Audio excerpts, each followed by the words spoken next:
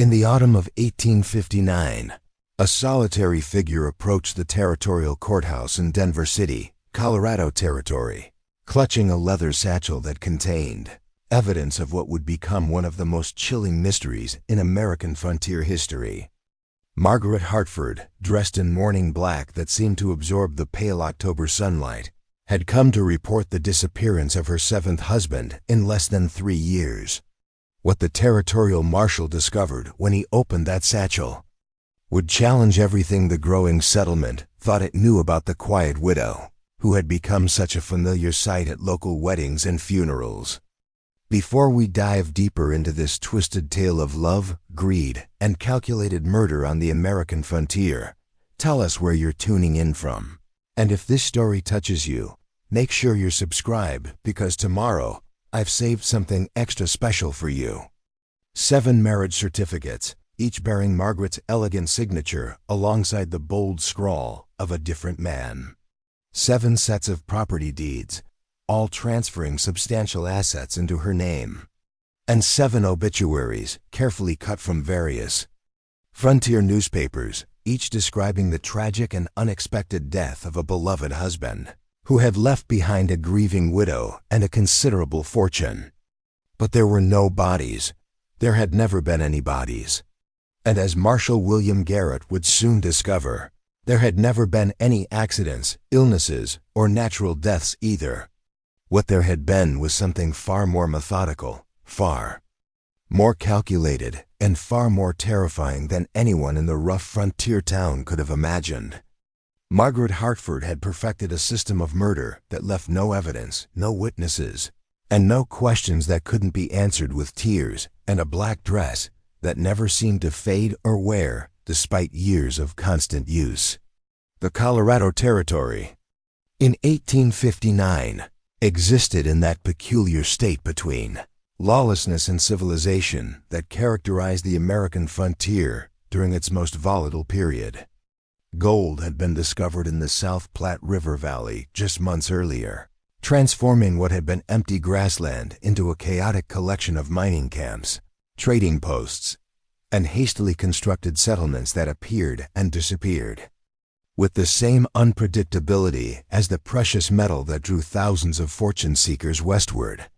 Denver City, barely a year old, had grown from nothing into a bustling center of commerce where men with more ambition than sense arrived daily, their pockets heavy with Eastern money, and their heads full of dreams about striking it rich in the untamed wilderness.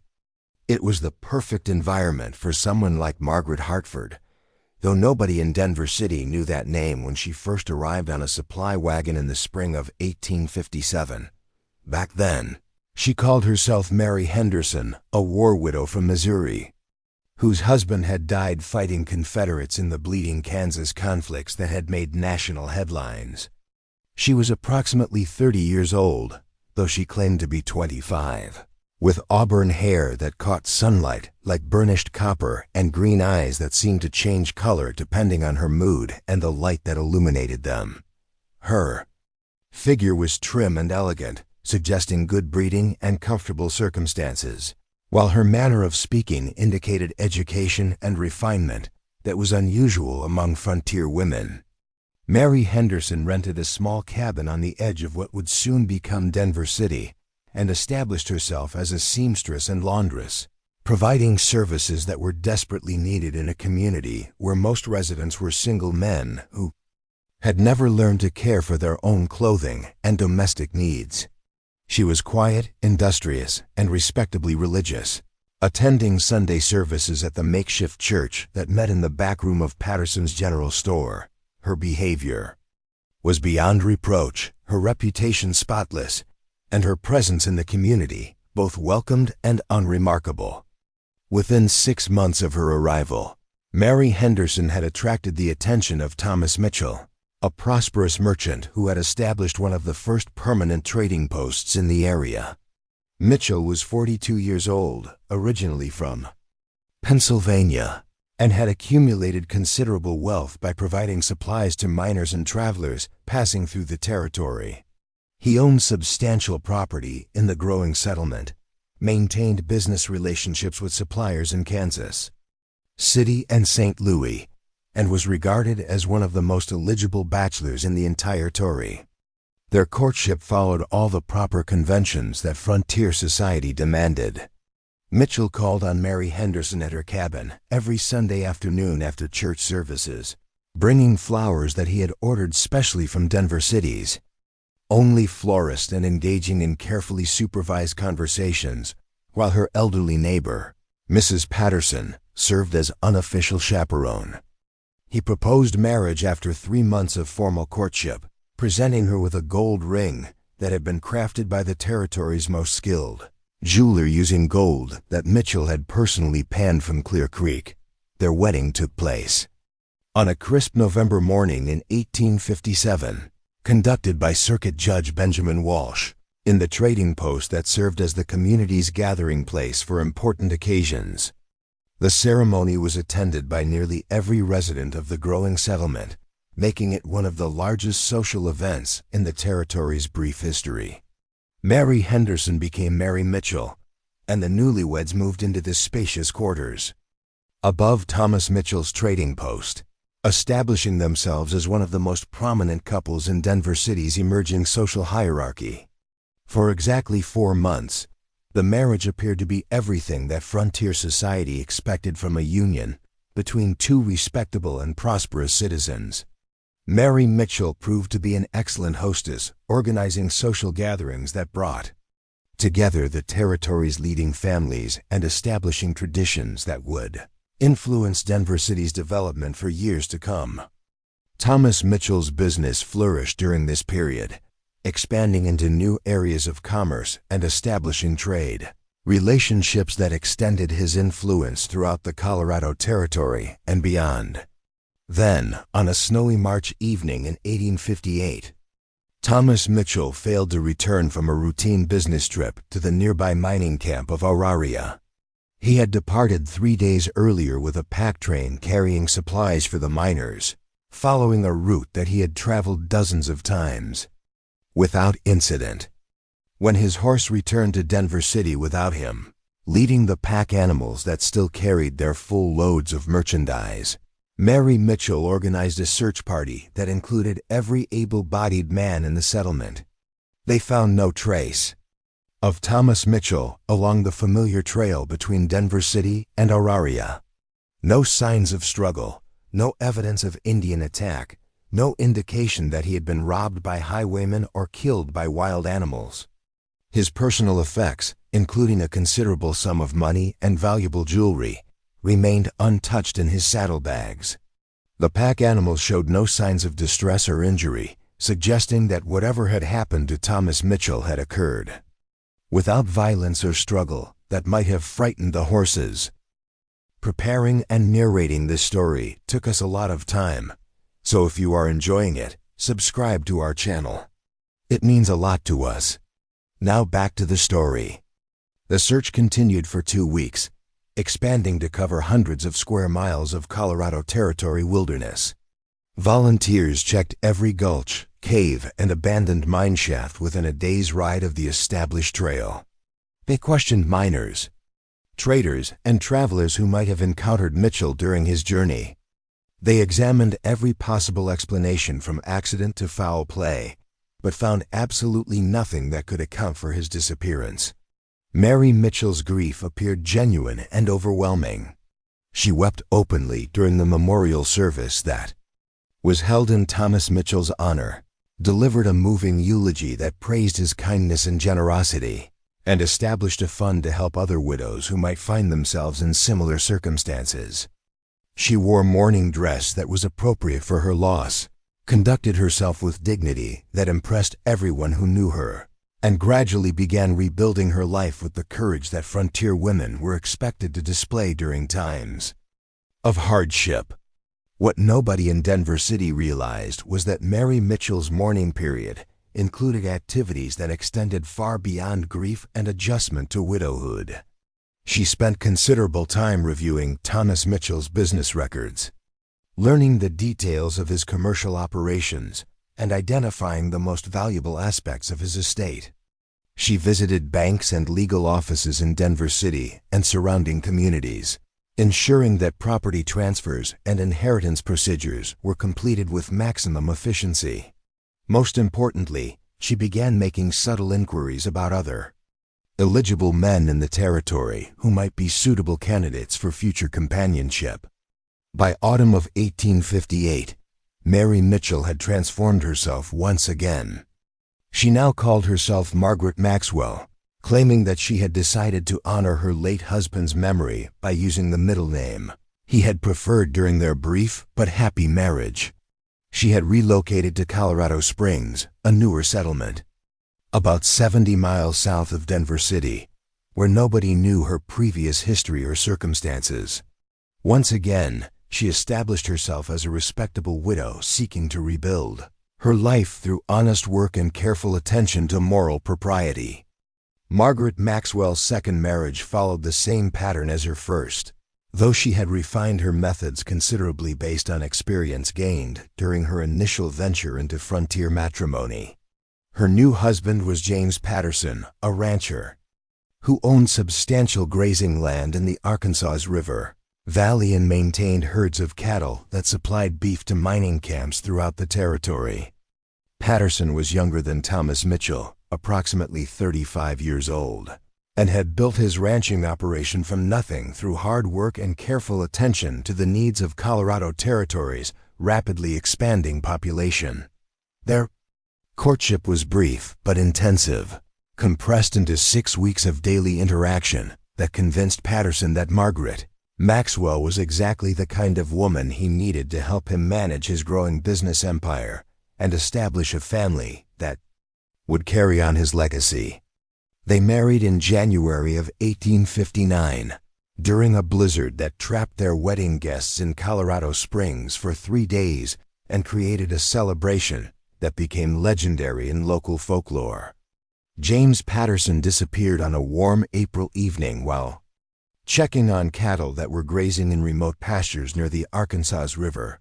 His horse returned to the ranch house without him, just as Thomas Mitchell's horse had returned to Denver City 13 months earlier.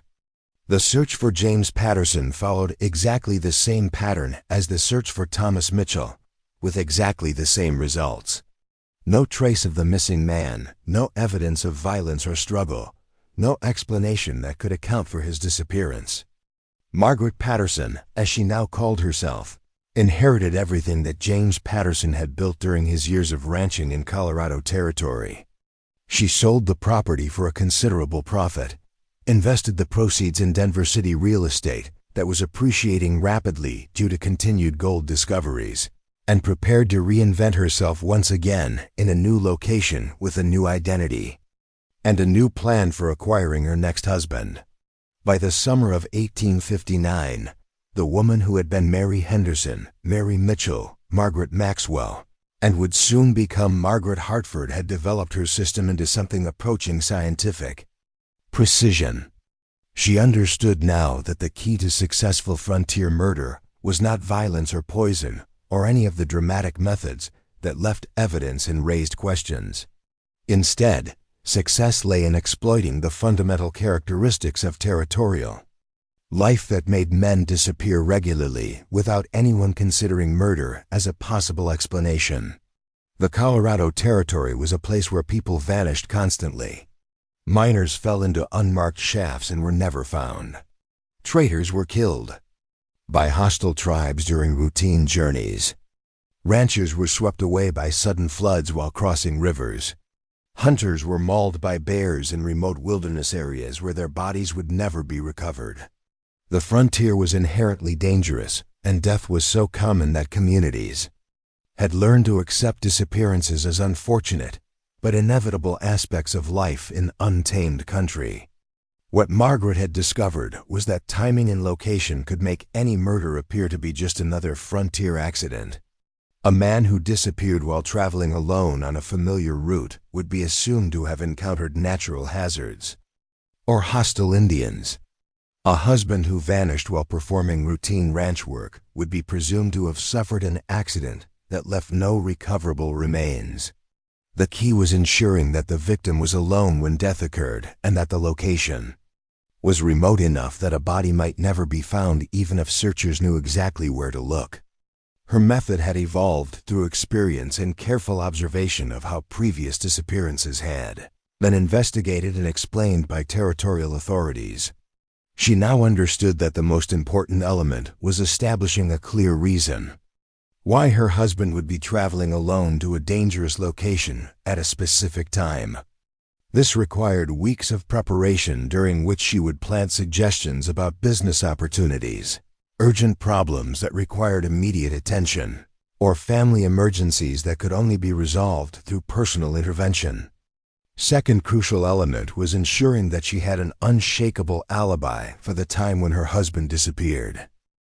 This meant arranging to be visible to multiple witnesses in a location that was far enough from the murder site that she could not possibly have been involved in whatever tragedy had befallen her spouse. She had learned to create situations where concerned neighbors would visit her home to check on her welfare, finding her sick in bed or dealing with domestic emergencies that required their assistance and made her presence undeniable. The third component of her system involved the careful selection of murder locations that offered both accessibility and concealment. She needed places that her husbands could reach within the time frame of their planned activities, but that were remote enough that bodies could be permanently hidden and that searchers would face significant obstacles in conducting thorough investigations. Colorado Territory offered numerous such locations in the form of abandoned mine shafts, hidden caves, deep ravines, and wilderness areas that were known to be dangerous. Margaret's third husband was Dr. Samuel Hawkins, a physician who had established a medical practice in the booming mining town of Central City, where gold discoveries had created a population of nearly 5,000 people living in conditions that guaranteed steady business for anyone with medical training. Hawkins was originally from Ohio, had trained at a reputable medical college in Cincinnati, and had come to Colorado Territory because the demand for medical services far exceeded the supply of qualified practitioners. She had selected Hawkins specifically because his profession required him to travel regularly to remote mining camps where injured or sick miners needed medical attention that could not wait for transportation to established towns. These journeys took him into dangerous territory on predictable schedules that were known throughout the mining community.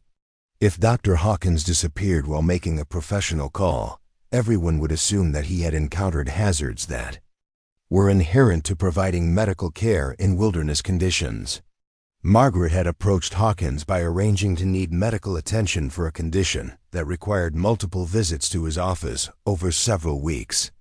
She presented herself as Elizabeth Carson, a widow from Kansas who had come to Colorado Territory to start fresh after losing her husband to consumption.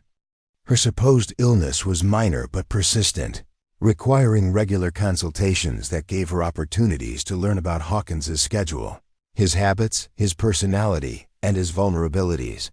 Dr. Hawkins was a lonely man in his early 40s, who had never married because his medical training and establishment of this practice had consumed all his time and energy.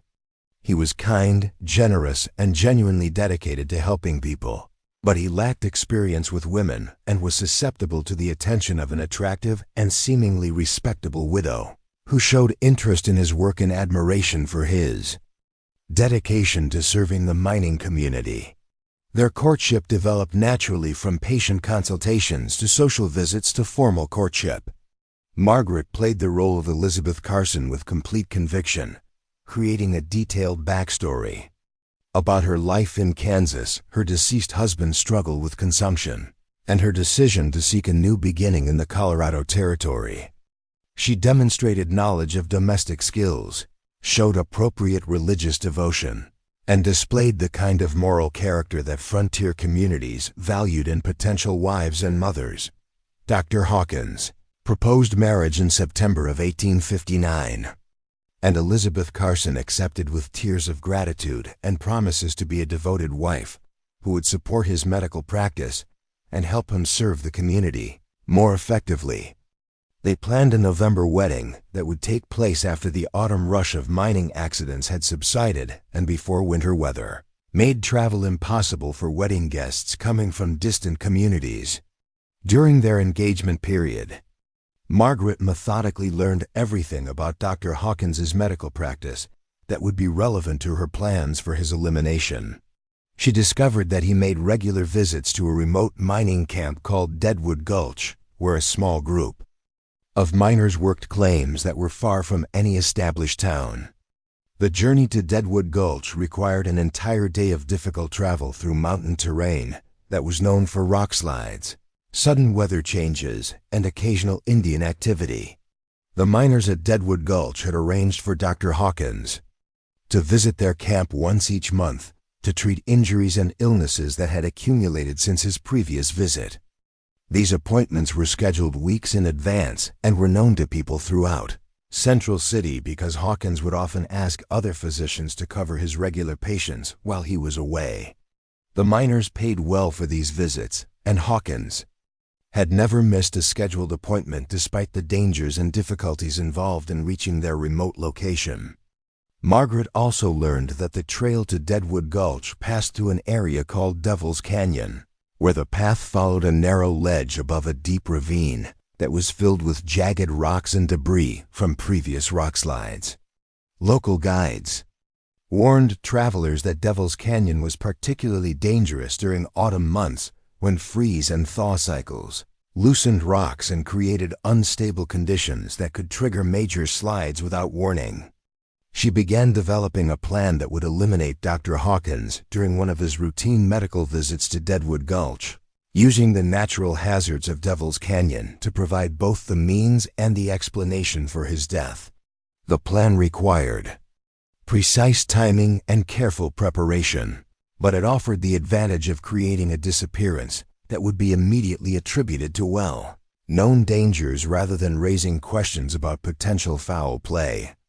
3 weeks before their scheduled wedding date, Margaret informed Dr. Hawkins that she had received urgent news about a family emergency in Kansas that required her immediate attention. Her fictional sister was seriously ill and needed Elizabeth's help caring for small children while recovering from a difficult childbirth. The emergency meant that Elizabeth would have to travel to Kansas immediately and might not return for several weeks, possibly forcing them to postpone their wedding until spring.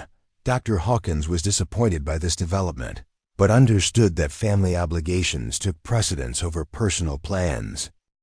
He arranged to escort Elizabeth to the stagecoach depot in Denver City and helped her purchase passage to Kansas City with connections to her supposed hometown.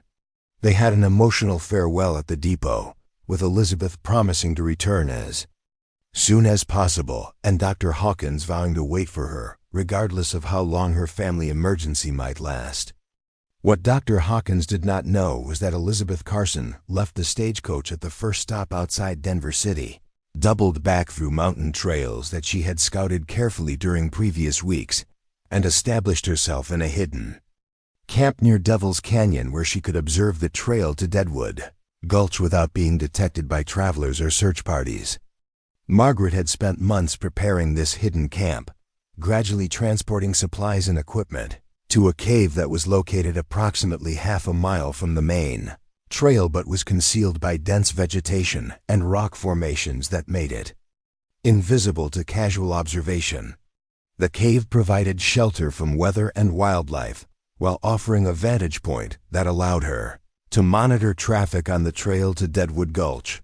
Dr. Hawkins's November appointment at Deadwood Gulch proceeded exactly as Margaret had anticipated. He departed Central City early in the morning, following his usual schedule and informing several people about his expected return the following evening. The weather was clear but cold, with frost warnings that indicated the possibility of ice formation on exposed rock surfaces. Margaret intercepted Dr. Hawkins at Devil's Canyon. During his return journey from Deadwood Gulch, she had calculated the timing based on his previous trips and knew that he would reach this section of the trail during late afternoon when shadows would provide concealment for her activities. She appeared on the trail ahead of him, disguised as an injured traveler who desperately needed medical assistance. The disguise was simple but effective. Margaret had torn her clothing, applied realistic makeup to simulate bruises and bleeding, and positioned herself beside the trail in a manner that suggested she had fallen from her horse and suffered injuries that prevented her from continuing her journey. When Dr. Hawkins discovered her, his medical training and natural compassion compelled him to dismount and examine her condition. While Dr. Hawkins was focused on assessing her supposed injuries, Margaret struck him with a heavy rock that she had concealed beneath her torn cloak. The blow was delivered with precision that reflected her experience with similar attacks, causing immediate unconsciousness without creating obvious wounds that might be discovered if the body were recovered. Dr. Hawkins collapsed beside the trail, alive but completely helpless. Margaret then stripped Dr. Hawkins of his clothing, personal effects, and medical supplies, securing these items in waterproof containers that she had prepared in advance. She dragged his unconscious body to the edge of Devil's Canyon and pushed it over the cliff into the deep ravine below, where it disappeared among the rocks and debris that had accumulated from previous slides and accidents. She triggered a controlled rock slide that buried the area where Dr. Hawkins's body had landed, ensuring that even if searchers located the general area, they would find only loose rocks and dirt that appeared to have fallen naturally. The slide also obliterated any evidence of her presence at the murder site, including footprints, disturbed vegetation, and traces of blood that might have indicated violence. Margaret returned to her hidden camp, where she disposed of Dr. Hawkins's clothing and personal effects by burning them completely and scattering the ashes over a wide area. She kept only his money and jewelry, which she would convert to cash, in distant locations where they could not be traced to the murdered physician. The medical supplies were buried in multiple locations where they would never be discovered.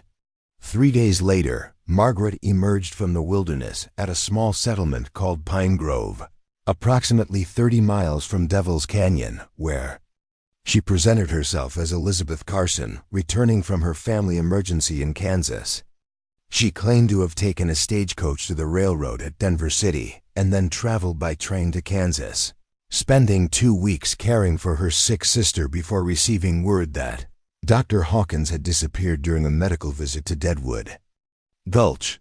The story of her return was supported by carefully forged documents that indicated stagecoach and railroad travel, along with letters purportedly from her sister in Kansas, describing the family emergency and thanking Elizabeth for her help during the crisis. Margaret had prepared these documents weeks in advance, anticipating questions about her whereabouts during the period when Dr. Hawkins had vanished. The search for Dr. Hawkins followed the same pattern as previous searches for Margaret's missing husbands. Volunteers combed the trail between Central City and Deadwood Gulch, paying particular attention to Devil's Canyon, where they discovered evidence of a recent rock slide that appeared to have occurred naturally. Some searchers speculated that Dr. Hawkins might have been caught in the slide, but the volume of loose rock made excavation impossible with available equipment and manpower. Elizabeth Carson's grief at learning of Dr. Hawkins's disappearance appeared genuine and heartbreaking. She had returned from Kansas expecting to plan their delayed wedding, only to discover that her fiancé had vanished while she was away. The tragedy seemed especially cruel because it had occurred so close to their planned marriage and at a time when she was dealing with family problems that had already caused significant emotional stress.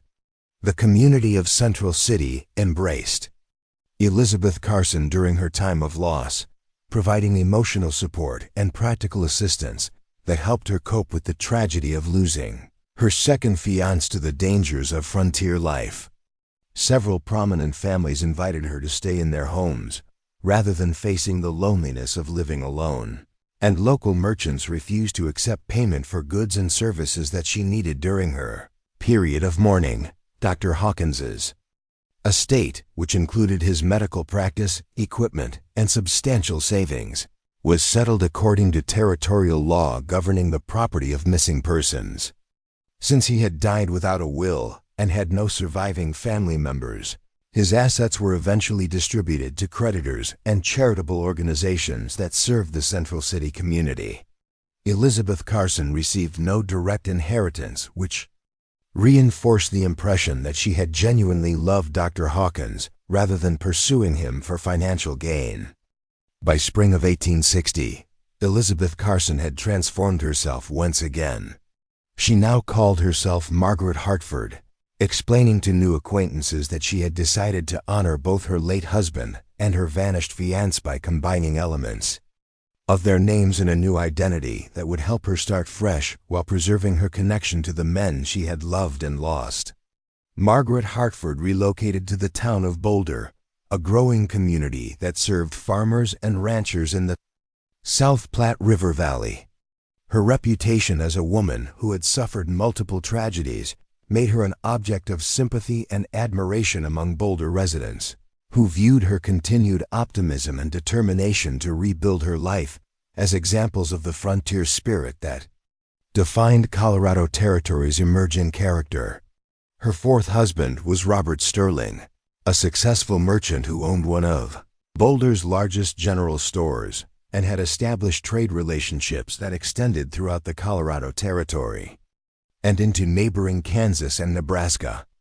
Sterling was a widower with 2 young children who desperately needed a mother figure, making him particularly receptive to the attention of a woman who had demonstrated her capacity for devotion through her loyalty to previous husbands and her willingness to sacrifice personal happiness for family obligations. Margaret Hartford's courtship of Robert Sterling was her most sophisticated performance yet, incorporating lessons learned from her previous marriages and refined techniques for manipulating the emotions and expectations of her intended victim. She understood now that frontier men were most vulnerable when they believed they were rescuing a woman from circumstances beyond her control, so she presented herself as someone who needed protection and guidance rather than merely seeking companionship or financial security.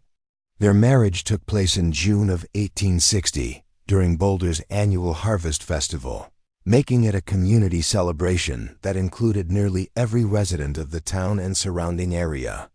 Margaret Hartford became Margaret Sterling and assumed responsibility for managing Robert Sterling's household and helping raise his children, a role that she performed with apparent dedication and genuine affection that convinced everyone who observed her that she had finally found the happiness and stability that had eluded her in previous relationships. Robert Sterling disappeared 4 months later while traveling to Denver City on business that required him to transport a large sum of money for the purchase of winter supplies that would be sold in his store during the coming cold season. His wagon was discovered abandoned beside the South Platte River with its cargo intact, but no sign of Sterling himself. The money that he had been carrying was never recovered, leading investigators to conclude that he had been robbed and murdered by highwaymen who had disposed of his body in the river. Margaret Sterling's reaction to her husband's disappearance demonstrated remarkable courage and practical wisdom that impressed everyone in Boulder. Rather than collapsing under the weight of another tragic loss, she took immediate action to protect Robert Sterling's business and provide security for his children. She worked with local merchants and suppliers to maintain the store's operations, ensuring that Boulder residents would continue to have access to essential goods and services, despite the loss of their primary merchant. The community's admiration for Margaret Sterling's strength during crisis reached new levels when she announced that she would sell Robert Sterling's business and use the proceeds to establish a fund that would provide assistance to other women who found themselves widowed on the frontier. This gesture of selfless generosity seemed to confirm that Margaret Sterling was motivated by genuine concern for others rather than personal gain, reinforcing her reputation as a woman of exceptional moral character. By autumn of 1860, Margaret Sterling had once again reinvented herself for the next phase of her career in serial murder. She now called herself Margaret Wallace and had relocated to the mining town of Black Hawk, where recent gold discoveries had created opportunities for ambitious individuals to establish businesses serving the needs of prosperous miners. Her reputation as a woman who had overcome multiple tragedies through faith, determination, and concern for others preceded her to Black Hawk, where she was welcomed as exactly the kind of stable, moral influence that rough mining communities needed to develop into respectable towns. Charles Hartford represented everything that Margaret had learned to value in a potential victim during her years of perfecting the art of matrimonial murder. He was wealthy enough to make killing him financially worthwhile, predictable enough in his habits to allow precise planning, and respected enough in the community that his death would generate genuine mourning rather than suspicious investigation. Most importantly, Hartford possessed the kind of trusting nature that made him vulnerable to manipulation by a woman who had spent years studying the weaknesses of frontier men. Hartford had established the first bank of Golden in 1860, using capital that he had accumulated through successful investments in Denver City, real estate and mining claims throughout the Colorado Territory. The bank served merchants, ranchers, and miners in a region that was experiencing rapid economic growth, making Hartford one of the wealthiest and most influential men in the territory. He was 45 years old, originally from Ohio, and had never married because his business interests had consumed all his time and attention. During the crucial years when most men established families, Margaret Denver approached Hartford by opening an account at his bank, claiming to need financial services for the boarding house that she supposedly operated in Golden. She presented herself as a businesswoman who had achieved success despite the challenges of operating independently in a male-dominated frontier economy. Her account was substantial enough to command Hartford's personal attention, and her apparent business acumen impressed him as evidence of intelligence and determination that were rare among women of any social class. Their initial business relationship provided opportunities for regular interaction that gradually evolved into social conversation and eventually personal friendship.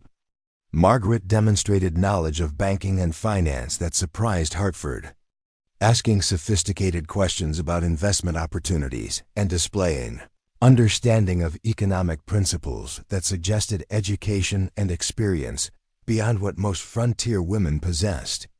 She seemed genuinely interested in Hartford's opinions about territorial development and business strategy, flattering his expertise while revealing her own capabilities.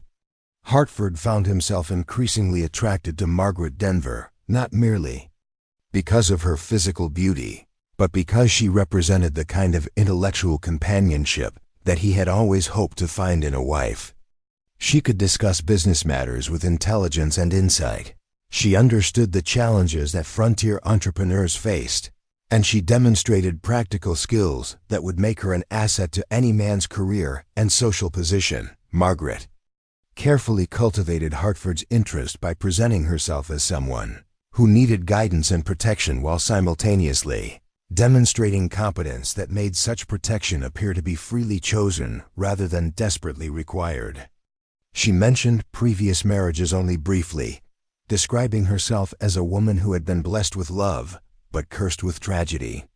Her apparent resilience in the face of repeated loss made her seem both fragile and strong, creating exactly the combination of vulnerability and capability that appealed to Hartford's protective instincts and practical nature. Their courtship proceeded with a deliberate pace that befitted Hartford's position in the community and Margaret's reputation as a respectable widow. Hartford called on Margaret at her supposed boarding house every Sunday afternoon, bringing flowers and engaging in conversations that covered topics from literature to politics to territorial development.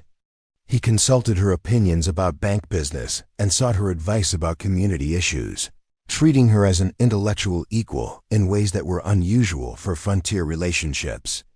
Hartford proposed marriage in September of 1861, presenting Margaret with an engagement ring that featured a diamond of exceptional size and quality that had been specially ordered from jewelers in Chicago.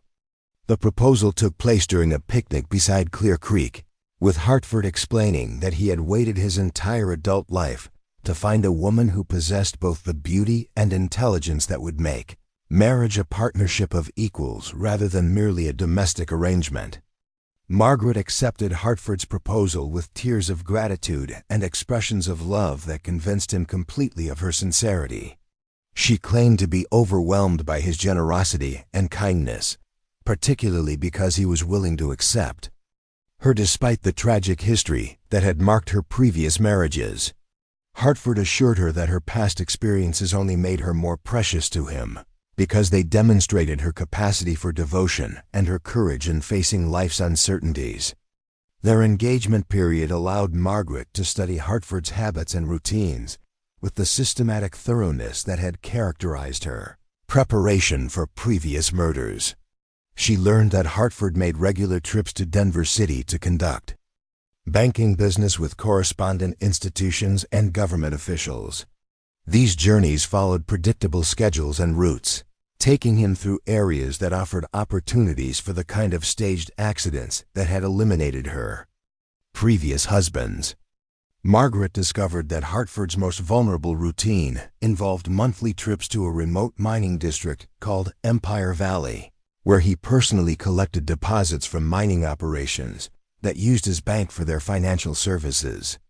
These trips required him to travel alone through mountainous terrain that was known for its dangers, carrying substantial sums of money that made him a potential target for robbery. The mining companies insisted on personal service from Hartford himself because they distrusted other bank employees with large cash transactions. The journey to Empire Valley required an entire day of difficult travel through terrain that included several locations where accidents could occur naturally. The trail passed through areas subject to rock slides, crossed streams that could become dangerous during sudden weather changes, and traversed wilderness sections where a traveler might disappear without trace if he encountered hostile Indians or predatory animals. Margaret began developing a plan that would eliminate Hartford during one of his routine trips to Empire Valley, using the natural hazards and isolation of the route to create another disappearance that would be attributed to frontier dangers rather than foul play. The plan required more sophisticated preparation than her previous murders because Hartford's prominence would generate more intensive investigation, and his banking responsibilities meant that his movements were known to multiple parties who would notice any deviations from established patterns. She spent weeks scouting the trail to Empire Valley, identifying locations that offered both access and concealment for her purposes. The most promising site was a section of the trail that followed the edge of a steep canyon where the path was narrow and subject to erosion during spring snowmelt and autumn rains.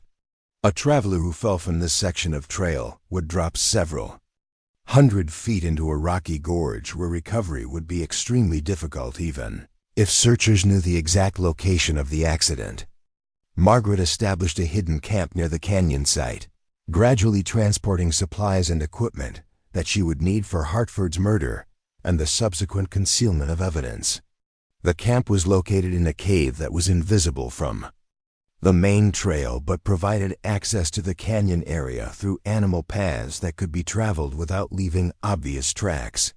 The murder plan required precise coordination with Hartford's banking schedule and careful attention to weather conditions that would affect both his travel plans and the investigation that would follow his disappearance. Margaret arranged for the killing to coincide with a period when she would be visibly present in Golden, attending social functions that would provide multiple witnesses to her whereabouts when Hartford vanished. Charles Hartford departed Golden on the morning of October 15, 1861, following his established routine for monthly visits to Empire Valley. He informed bank employees about his expected return date, left detailed instructions for conducting business during his absence, and mentioned his travel plans to several customers who conducted business at the bank. The weather was clear and mild, with no conditions that would suggest unusual dangers or delays during his journey. Margaret intercepted Hartford at the canyon location during the afternoon of his return trip from Empire Valley, using techniques that she had refined during previous murders. She appeared on the trail ahead of him, disguised as a distressed traveler whose horse had gone lame and who desperately needed assistance reaching the nearest settlement. The disguise was elaborate and convincing, incorporating realistic injuries and emotional distress that would compel Hartford to stop and offer help. Hartford's natural courtesy and protective instincts made him an ideal victim for this approach. He immediately dismounted to assess the situation and determine how he could assist Margaret, who was presenting herself as a stranded woman facing potential death if she could not reach safety before nightfall. While Hartford was examining her supposedly injured horse, Margaret struck him with a heavy stone that had been concealed in her traveling pack. The blow rendered Hartford unconscious but did not kill him immediately, allowing Margaret to implement the final phase of her plan. With the careful attention to detail that had made her previous murders successful, she stripped Hartford of his clothing and personal effects, securing his money and jewelry while disposing of items that might be discovered and traced back to him. She then dragged his unconscious body to the edge of the canyon and pushed him over the cliff into the rocky gorge below. Margaret triggered a controlled rock slide that buried Hartford's body under tons of loose stone and debris, ensuring that even if searchers managed to descend into the canyon, they would find only natural rock formations that showed no evidence of human intervention. The slide also obliterated any traces of her presence at the murder site, including footprints, bloodstains, and disturbed vegetation that might have indicated violence. She returned to her hidden camp where she burned Hartford's clothing and disposed of his personal effects according to methods that she had developed during previous murders.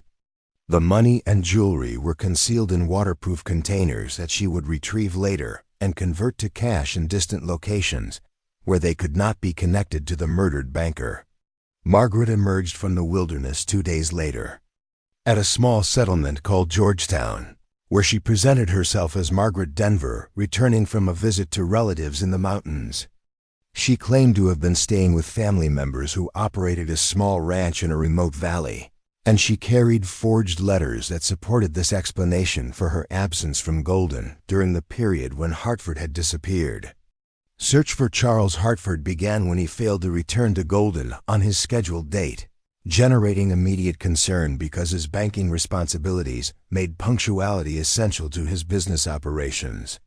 The initial search focused on the trail between Golden and Empire Valley, with particular attention to areas that were known to be dangerous for solitary travelers.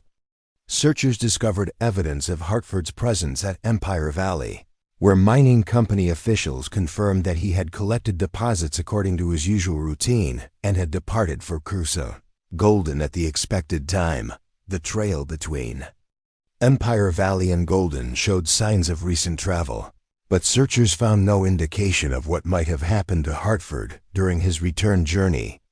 The search continued for 3 weeks, expanding to cover hundreds of square miles of Colorado territory, wilderness, and involving volunteers from multiple communities who were concerned about the disappearance of such a prominent and respected figure. Professional trackers were employed to examine every section of the trail for evidence of Hartford's fate, but they found nothing that could explain his vanishing. Margaret Denver's reaction to news of Hartford's disappearance appeared to be genuine devastation that convinced everyone who observed her that she had truly loved her fiancé and was heartbroken by his loss. She organized prayer services for Hartford's safe return, offered rewards for information about his whereabouts, and personally participated in search efforts, despite the physical dangers involved in combing rough mountain terrain. When the search was finally abandoned without discovering any trace of Hartford's fate, Margaret Denver's grief seemed to deepen rather than diminish. She established a memorial fund in Hartford's honor, donated money to charitable causes that he had supported, and spoke movingly about the tragedy of losing another man she loved to the dangers of frontier life. The community of Golden rallied around Margaret Denver during her time of mourning, providing emotional support and practical assistance that helped her cope with What appeared to be another cruel twist of fate that had robbed her of happiness. Just when it seemed within reach, local merchants refused to accept payment for goods and services that she needed. Prominent families invited her to stay in their homes rather than face solitude, and civic leaders praised her courage and devotion as examples of the finest qualities of frontier womanhood. Hartford's estate was settled according to territorial law governing missing persons, with his banking assets being transferred to Denver City institutions that could provide continuing service to his customers. Margaret Denver received no direct inheritance from Hartford's estate, which reinforced the impression that her relationship with him had been based on genuine affection rather than mercenary motives. By winter of 1861, Margaret had completed her transformation from serial killer to legendary figure of frontier tragedy. Her story had spread throughout the Colorado Territory and beyond, creating a reputation that made her famous as a woman who had suffered unimaginable losses with grace and dignity. Newspaper articles about her experiences appeared in publications throughout the West, portraying her as a symbol of female courage and devotion in the face of the harsh realities of territorial life. What nobody realized was that Margaret Hartford, as she now called herself in honor of her final victim, had accumulated wealth from 7 murders that made her one of the richest individuals in the Colorado Territory. The money and valuables that she had stolen from her husband had been converted to investments in real estate, mining stocks, and banking institutions that were generating substantial returns on her blood-soaked capital. Margaret understood that her career in matrimonial murder had reached its natural conclusion because her reputation as a woman cursed by tragedy would make any future marriage appear suspicious rather than romantic. She had achieved financial security that would allow her to live comfortably for the rest of her life, and she had created a public identity that commanded respect and sympathy throughout the territory. The decision to retire from active killing was also influenced by changes in Colorado Territory's legal and social systems that were making her methods increasingly risky. The territorial government was becoming more organized and effective, with improved communication systems and more sophisticated law enforcement capabilities that might detect patterns in multiple disappearances. The population was growing rapidly, creating more potential witnesses and reducing the isolation that had made her crimes possible. Margaret Hartford spent the remainder of 1861 consolidating her financial position and establishing a new identity as a philanthropist and community leader who devoted her life to helping other women who had been widowed by frontier dangers. She purchased property in Denver City and established a charitable organization that provided assistance to widows and orphans throughout the Colorado Territory. Her philanthropic activities earned widespread admiration and reinforced her reputation as a woman whose personal tragedies had inspired her to dedicate her life to serving others who faced similar hardships. The irony that she was helping women whose circumstances she had created through her own murderous activities was lost on everyone who knew her as the saintly Margaret Hartford, the tragic widow whose devotion to her dead husbands had become legendary throughout the American West. The first crack in Margaret Hartford's carefully constructed facade appeared on a bitter February morning in 1862 when Deputy Marshal Jacob Whitmore discovered something that would change everything anyone thought they knew about the territory's most beloved tragic widow. Whitmore had been investigating cattle rustling reports in the mountains west of Golden when a severe blizzard forced him to take shelter in what appeared to be an abandoned cave. What he found inside that cave would haunt him for the rest of his life and set in motion events that would finally expose the truth about Margaret Hartford's 7 dead husbands. Hidden beneath carefully arranged rocks and debris, Whitmore discovered a collection of personal items that included men's clothing, jewelry, pocket watches, and documents bearing the names of several men who had disappeared throughout the Colorado Territory over the previous 4 years. Among these items were Charles Hartford's distinctive gold pocket watch, Dr. Samuel Hawkins's medical bag with his initials embossed on the leather, and Captain Matthew Richardson's military insignia that had been awarded for service during Indian conflicts. Most disturbing of all was a leather journal written in a woman's handwriting that contained detailed descriptions of methods for staging accidents, creating alibis, and disposing of evidence after committing murder.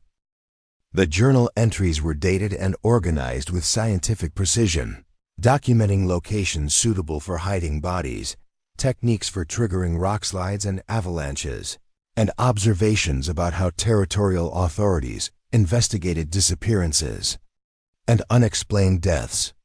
Deputy Marshal Whitmore recognized immediately that he had stumbled upon evidence of crimes that were far more sophisticated and systematic than anything that had previously been discovered in the Colorado Territory. The journal contained enough specific information to connect multiple disappearances that had been attributed to natural accidents or random violence, revealing a pattern of calculated murder that had gone undetected for years. Whitmore faced a dilemma that reflected the peculiar nature of frontier justice and the social dynamics that governed territorial communities. Margaret Hartford was not merely another suspect in a criminal investigation. She was a beloved public figure whose reputation for virtue and devotion had made her a symbol of everything that frontier society admired in women. Accusing her of serial murder would require evidence so overwhelming that no reasonable person could doubt her guilt, because the alternative would be destroying the reputation and career of anyone who made such accusations without absolute proof. The deputy marshal decided to conduct a careful investigation before revealing his discovery to anyone else, recognizing that premature disclosure might allow Margaret to destroy additional evidence or flee the territory before she could be apprehended. He spent weeks examining the contents of the cave, documenting every item and comparing the evidence against territorial records of missing persons and unsolved disappearances. Whitmore's investigation revealed connections between Margaret Hartford and at least 6 men who had vanished under mysterious circumstances, all of whom had been married to or engaged to women whose descriptions matched Margaret's appearance. The pattern was so clear that even the most skeptical observer would have been forced to acknowledge the statistical impossibility of one woman experiencing so many tragic losses through pure coincidence. The journal entries provided detailed accounts of each murder, written in a tone that combined scientific observation with emotional satisfaction that made them even more chilling than simple confessions would have been. Margaret had not merely killed her husbands for their money. She had genuinely enjoyed the process of planning and executing their deaths, viewing each murder as an intellectual challenge that tested her skills against the investigative capabilities of territorial law enforcement. One journal entry described the pleasure she felt while watching Thomas Mitchell's funeral, observing how effectively she had manipulated the emotions of community members who saw her as a grieving widow rather than the calculating killer who had orchestrated her husband's death. Another entry detailed her satisfaction at inheriting Dr. Hawkins's medical practice and using his professional reputation to enhance her own credibility when courting her next victim. Deputy Marshal Whitmore realized that apprehending Margaret Hartford would require more than simply presenting evidence of her crimes to territorial authorities. Her wealth and social position had given her influence with judges, politicians, and law enforcement officials who might be reluctant to believe accusations against such a prominent and respected figure. Moreover, her philanthropic activities had created a network of supporters who would defend her reputation and question the motives of anyone who attacked her character. Whitmore developed a strategy that involved building an overwhelming case against Margaret Hartford, while simultaneously preventing her from learning about the investigation until it was too late for her to escape or destroy evidence. He began by quietly examining records and communities throughout the Colorado Territory, documenting patterns in missing person reports that corresponded to Margaret's movements and marriages. The investigation revealed that Margaret's activities extended beyond the 7 known marriages and included at least 3 additional relationships with men who had disappeared before formal marriage ceremonies could take place. These earlier victims had been wealthy merchants and ranchers who had shown serious romantic interest in Margaret, but had vanished before their relationships could progress to the point where their deaths would attract significant attention. Whitmore also discovered that Margaret had been using multiple identities simultaneously, maintaining separate personas in different communities that allowed her to pursue multiple potential victims while establishing alibis for her various criminal activities. The sophistication of her deception was remarkable, involving forged documents, fictional backstories, and carefully rehearsed performances that convinced everyone who met her that she was exactly who she claimed to be. The most shocking discovery was evidence that Margaret had been studying territorial law enforcement procedures and investigative techniques, learning how missing person cases were handled and identifying weaknesses in the system that she could exploit to avoid detection. Her journal contained detailed observations about the competence and dedication of various sheriffs, marshals, and territorial officials, along with assessments of which communities were most likely to conduct thorough investigations and which were more likely to accept simple explanations for complex disappearances. Margaret had essentially been conducting a parallel investigation of law enforcement capabilities while committing her crimes, using her knowledge of investigative procedures to stay one step ahead of anyone who might threaten her freedom. She had developed contingency plans for various scenarios, including strategies for discrediting potential witnesses, methods for destroying evidence if her activities were discovered, and escape routes that would allow her to flee the territory if prosecution became inevitable. Deputy Marshal Whitmore's investigation culminated in March of 1862 when he obtained a territorial warrant for Margaret Hartford's arrest on charges of multiple murder, fraud, and conspiracy. The warrant was issued in secret to prevent Margaret from learning about the charges before she could be apprehended, and arrangements were made to seize her assets, simultaneously with her arrest to prevent her from using her wealth to avoid prosecution. The arrest took place on a quiet Sunday morning when Margaret was attending church services in Denver City, surrounded by hundreds of worshipers who viewed her as one of the community's most devout and admirable residents. Deputy Marshal Whitmore waited until the service concluded before approaching Margaret with the warrant, hoping to minimize the public spectacle that would inevitably result from arresting such a prominent figure. Margaret's reaction to the arrest warrant demonstrated the same calculated composure that had characterized her approach to serial murder. She showed no surprise, fear, or indignation when presented with the charges against her, instead responding with mild curiosity about the evidence that supported such serious accusations. Her demeanor suggested that she had always anticipated this possibility and had prepared herself mentally for the eventual confrontation with law enforcement. The arrest created immediate controversy throughout the Colorado Territory, with many residents refusing to believe that the beloved Margaret Hartford could be guilty of the horrific crimes described in the warrant. Newspaper editorials questioned the competence and motives of law enforcement officials who would make such accusations against a woman whose virtue and devotion had been demonstrated through years of charitable work and community service. Margaret's supporters organized legal defense efforts and fundraising campaigns, arguing that she was the victim of a conspiracy designed to destroy her reputation and steal the wealth that she had accumulated through legitimate inheritance from her deceased husbands. They pointed to her philanthropic activities as evidence of her moral character and suggested that someone was attempting to frame her for crimes that had been committed by unknown criminals who remained at large. The controversy intensified when Deputy Marshal Whitmore presented the evidence that had been discovered in the mountain cave, including the journal entries that described Margaret's murders in her own handwriting.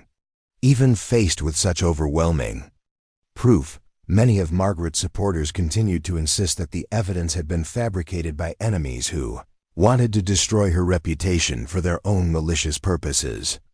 The territorial court system was unprepared to handle a case of such complexity and notoriety, particularly involving a defendant whose wealth and social position gave her resources to mount a sophisticated legal defense. Margaret's attorneys argued that the evidence against her was circumstantial and that her presence in various communities at the times when men disappeared could be explained by coincidence rather than criminal conspiracy. They also challenged the legality of searching the cave where the evidence had been discovered, arguing that Deputy Marshal Whitmore had exceeded his authority by conducting investigations without proper warrants and that any evidence obtained through illegal searches could not be used in criminal proceedings. The legal arguments reflected the primitive state of territorial law and the absence of established precedents for handling complex criminal cases. Margaret Hartford's trial began in the summer of 1862 amid unprecedented media attention that drew reporters and curious spectators from throughout the American West. The proceedings revealed the full scope of her crimes to a horrified public, but they also exposed the territorial justice system's inability to handle such a complex case, involving a defendant with enormous wealth and political connections. The prosecution presented overwhelming evidence, including the journal entries, personal effects from the victims, and testimony from witnesses who had observed Margaret's suspicious behavior in various communities. Deputy Marshal Whitmore's methodical investigation had created an airtight case that should have resulted in swift conviction and execution. However, Margaret's defense team, funded by her accumulated fortune from 7 murders, mounted a legal challenge that exploited every weakness in territorial law. They argued that the evidence was circumstantial, that the journal could have been written by anyone, and that the personal effects might have been planted to frame an innocent woman. More importantly, they challenged the jurisdiction of territorial courts over crimes that had allegedly occurred across multiple counties and territories. The trial dragged on for months as Margaret's attorneys filed motion after motion, delaying proceedings while their client remained free on bail that she could easily afford. During this period, several key witnesses disappeared or suddenly recanted their testimony, apparently after receiving substantial financial incentives to change their stories or leave the territory entirely. Most damaging to the prosecution's case was the mysterious death of Deputy Marshal Whitmore, who was found dead in his hotel room from what appeared to be natural causes, but which many suspected was poisoning. With Whitmore gone, much of the evidence he had gathered became inadmissible due to technical legal challenges about proper documentation and chain of custody. The trial concluded in October of 1862 with a hung jury that could not reach unanimous agreement about Margaret's guilt. Half the jurors were convinced by the evidence that she was a calculating serial killer, while the other half maintained that reasonable doubt existed about her involvement in the disappearances. Under territorial law, the prosecution could retry the case, but without Whitmore's testimony and with key evidence ruled inadmissible, conviction seemed unlikely. Rather than face a second trial, Margaret Hartford exercised her right to leave the Colorado Territory and relocate to a jurisdiction where she could not be prosecuted for the same crimes. She liquidated her remaining assets, converted everything to portable wealth, and departed for California in November of 1862, just as winter weather was closing the mountain passes.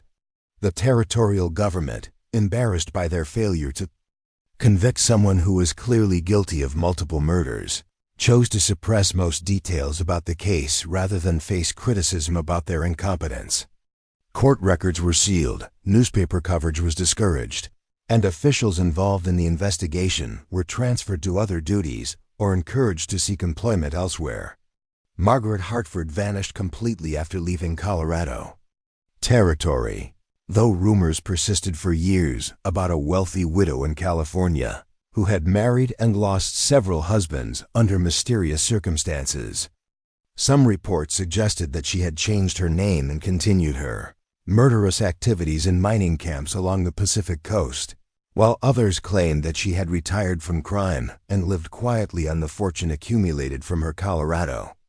Victims. The families of her victims were never officially informed about the investigation's findings or the evidence that had been discovered. Thomas Mitchell's relatives in Pennsylvania, Dr. Hawkins's colleagues in Ohio, and the children of Robert Sterling never learned that their loved ones had been murdered by the woman they had trusted and married. The case of Margaret Hartford became one of the Colorado Territory's most carefully guarded secrets, mentioned only in whispered conversations among law enforcement officials who used it as a cautionary tale about the dangers of allowing wealthy criminals to manipulate the justice system. The story gradually faded from public memory as the territory's population grew and newer scandals captured public attention. Today, more than 160 years after Margaret Hartford disappeared into the vastness of the American West, the truth about her crimes remains buried in sealed court records and forgotten newspaper archives. The cave where Deputy Marshal Whitmore discovered evidence of her murders has never been relocated, despite numerous attempts by historians and treasure hunters who hope to find additional proof of her activities. Local historians in Colorado occasionally encounter references to the Hartford case in old documents and family papers, but the systematic suppression of information has made it impossible to reconstruct the complete story. What remains is fragmentary tale of serial murder that was too shocking for frontier society to acknowledge and too embarrassing for territorial authorities to pursue to its logical conclusion. Margaret Hartford's legacy serves as a reminder that justice has always been influenced by wealth, social position, and political connections that can protect even the most guilty defendants from the consequences of their crimes. Her story also demonstrates how effectively determined criminals can exploit weaknesses in legal systems to escape punishment for their actions. The 7 men who died at Margaret Hartford's hands have been forgotten by history, while their killer achieved the immortality that comes from committing crimes too audacious for society to believe or too uncomfortable for institutions to acknowledge. In the end, Margaret Hartford's greatest victory was not avoiding execution, but ensuring that her story would remain hidden in the shadows of American history, where uncomfortable truths are buried to protect the reputations of those who failed to deliver justice. Up next, you've got 2 more standout stories right on your screen. If this one hit the mark, you won't want to pass these up. Just click and check them out.